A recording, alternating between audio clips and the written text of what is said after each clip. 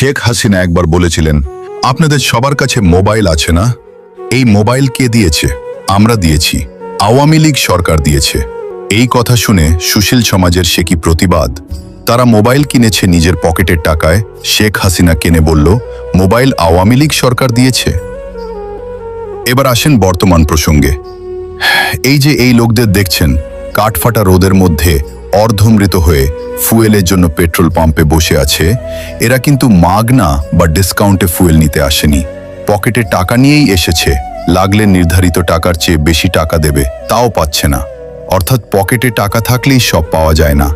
আমরা নিজেরা স্বয়ংসম্পূর্ণ নই। যে কোনো পণ্যের প্রয়োজন মেটাতে হলে আমাদের বিদেশ থেকে আমদানি করতে হয়, সেটাও টাকা থাকলেই হয় না।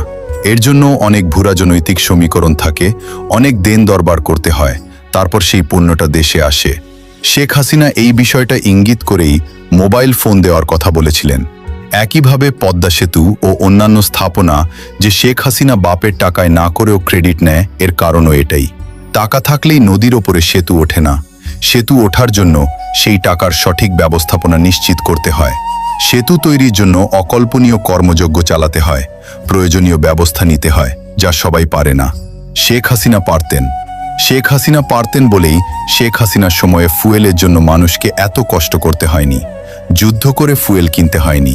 শেখ হাসিনা পেঁয়াজের সংকট নিরসন করেছিলেন 10 দিনের মধ্যে। ফুয়েলের সংকট নিরসন করতেও 10 দিনের বেশি লাগতো না। জটিল ভূরাজনৈতিক সমীকরণ মোকাবিলা করেও এতদিনে ফুয়েলের অভাব পূরণ করতেন। অবশ্যই সেটা শেখ হাসিনার নিজের টাকায় নয়, জনগণের টাকা দিয়েই। কোনো সরকারই নিজের টাকায় কিছু করে না, সব সরকারই জনগণের টাকায় কাজ করে। কিন্তু জনগণের টাকা কিভাবে কাজে লাগাতে হয় সেটা সব সরকার জানে না। বর্তমান সরকার জানলে মানুষকে 1 মাসের বেশি সময় ধরে এভাবে সামান্য